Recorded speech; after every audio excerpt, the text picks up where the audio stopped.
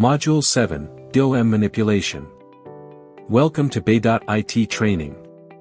In Module 7, we'll focus on manipulating the Document Object Model, DOM, using JavaScript. You'll learn how to select and modify HTML elements. For example, selecting and modifying an element. HTML. Script. Document.getElementById, myElement, .inner HTML equals, hello, DOM. /script. And changing an element style. HTML. Script.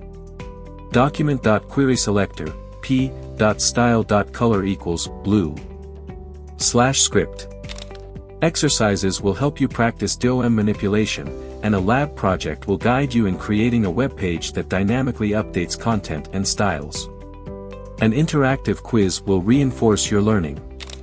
By the end of this module, you'll be able to manipulate the DOM using JavaScript.